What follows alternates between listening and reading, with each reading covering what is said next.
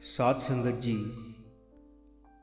आज की साखी में सतगुरु नानक ब्रह्मा विष्णु और महेश के बारे में क्या कहते हैं, आइए बड़े ही प्यार से आज का ये प्रसंग श्रवण करते हैं। साध संगत जी, आज की साखी शुरू करने से पहले आज की शिक्षा है जो कि वाणी में 323 अंग में दर्ज है।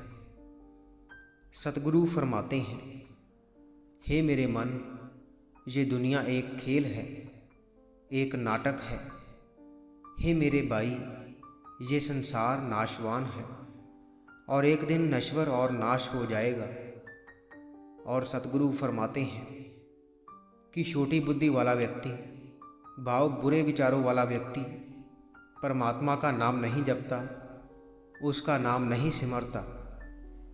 हे मेरे मन, बुरी बुद्धि वाला व्यक्ति वह कर्म करता रहता है जिसके करने का कोई लाभ नहीं, जिसके करने का कोई फायदा नहीं। लेकिन फिर भी ऐसा व्यक्ति ऐसे बेकार कर्म करके बड़ी बड़ी बातें करता है, समाज में मान और सम्मान हासिल करने की कोशिश करता है।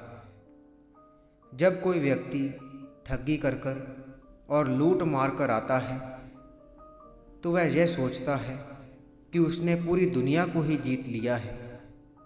हे मेरे मन, छोटी बुद्धि वाला व्यक्ति, भाव बुरी बुद्धि वाला और बुरे विचारों वाला व्यक्ति यह नहीं सोचता कि दुखदाई काल उसे आकर पकड़ लेगा और उसको कष्ट सहना पड़ेगा। हे नानक, जिस व्यक्ति के हृदय में परमात्मा खुद मेहर करके विराजमान हो जाता है, उस व्यक्ति के अंदर से मौत का डर निकल जाता है। और सतगुरु ये समझाने की कोशिश कर रहे हैं कि हमें बुरे कर्म त्याग कर अच्छे कर्म करने चाहिए, अच्छे कर्मों की तरफ ध्यान देना चाहिए। साध संगत जी, एक बार सतगुरु नानक एक ऐसे नगर में जा पहुँचे जहाँ पर सभी लोग देवी देवताओं की पूजा करते थे और उनके अंदर ब्रह्मा विष्णु और महेश जी को लेकर बहुत श्रद्धा थी। तो जब सतगुरु वहाँ पर पहुँचे और वहाँ जाकर नगर के बीच सतगुरु विराजमान हो गए, तो सतगुरु को वहाँ पर विराजमान होता देख उस नगर के नगरवासी सतगुरु के पास आने लगे और उनके पास आकर खड़े हो गए।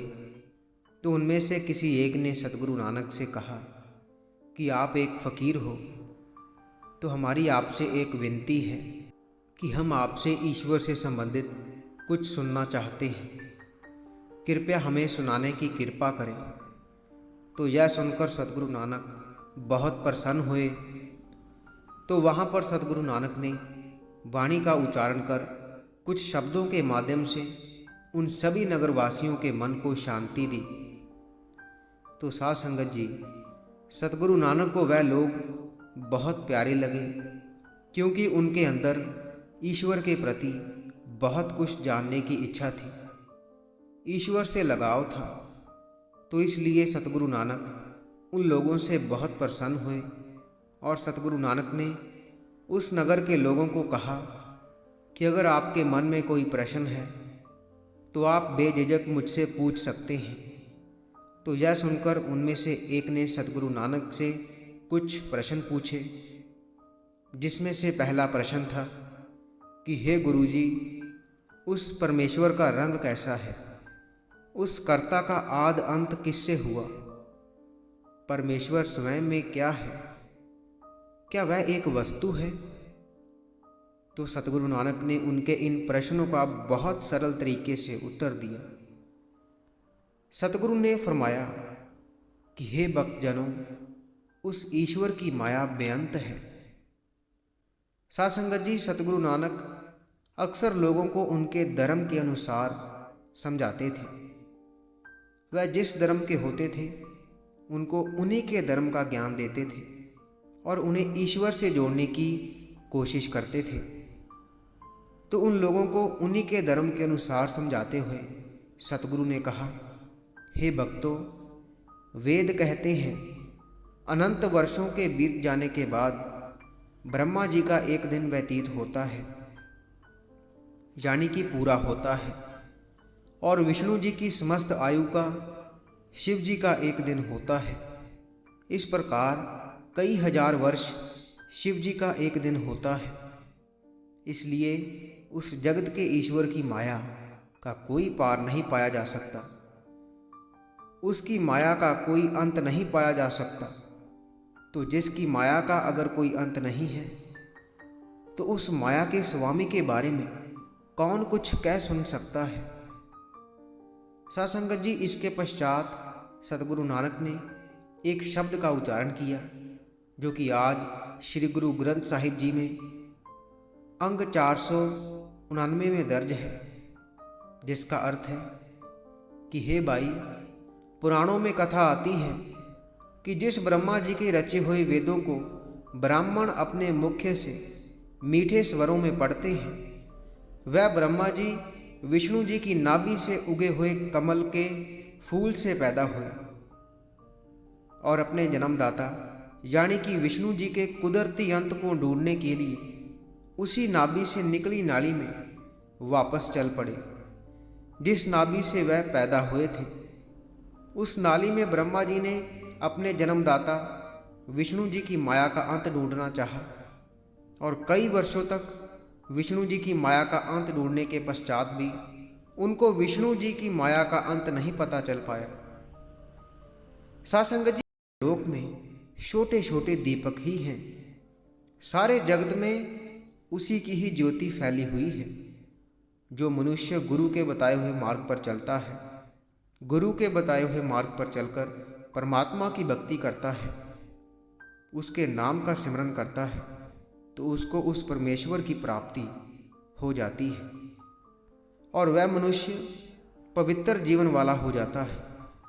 लेकिन जो मनुष्य गुरु के बताए हुए मार्ग पर ना चलकर अपने मन के पीछे लगकर कर्म करते हैं, अपना समय व्यतीत करते हैं, उनका जीवन अंधेरे में ही निकल जाता है। बड़े बड़े योगी जपी तपी समाधि लगाते हैं और अपने मन को जीतने की कोशिश करते हैं, परंतु वह जो उनके अंदर ज्योति है, उसको कठोर समाधि लगाने के पश्चात भी जान नहीं पाते, उसे देख नहीं पाते। परंतु जो मनुष्य गुरु को अंग संग मानता है, गुरु के आदेश पर चलता है, तो वह परमेश्वर उस व्यक्ति के मन का झगड़ा बिल्कुल समाप्त कर देते हैं। यानी वह मन के पीछे नहीं लगते और ना ही मन उन्हें परेशान करता है। ऐसे व्यक्ति के अंदर शब्द रूपी मीठी लगन लग जाती है, उसके अंदर परमात्मा की ज्योति जल जाती है और उसके अंदर पल पल खुशी फूटने लगती है। वह एक ऐसी खुशी होती है जिसका कोई कारण नहीं होता, वह बिना कारण के होती है और निरंतर व्यक्ति को सुख और आनंद का अनुभव करवाती है। तो सतगुरु फरमान करते हैं, हे नानक, अरदास कर रहे देवताओं और मनुष्य के मालिक, हे जूनी रहत परमेश्वर, सचखंड में निवास करने वाले प्रभु, मुझ पर मेहर कर ताकि मुझे इस अडोलता में निवास मिले। मुझ पर मेहर की नज़र कर कि मेरा बेड़ा पार हो जाए। सासंगत जी, इस तरह सतगुरु नानक ने उन लोगों को वेदों के आधार पर यह समझाने की कोशिश की थी कि विष्णु जी की नाभि से जन्म लेने वाले जब ब्रह्मा जी उनकी माया का अंत नहीं पा सके, तो उस जगत के ईश्वर एक ओंकार का अंत कोई कैसे ढूंढ सकता है, और उसकी माया अनंत है। सासंगत जी, इस तरह सतगुरु नानक बहुत सरल तरीके से लोगों को समझाने की कोशिश करते थे कि इस जगत का मालिक वह एक ओंकार है जिसने इस जगत की रचना की है और सब उसके हुक्म के अंदर है, उसके हुक्म से बाहर कोई भी नहीं है। जो कुछ भी हो रहा है उसके हुक्म के अंदर ही हो रहा है। और सतगुरु नानक ग्रंथों और वेदों के आधार पर लोगों को उस एक ओंकार की महिमा समझाते थे कि वह अनंत है, बेअंत है और उसकी माया भी बेअंत है। साध संगत जी, इसी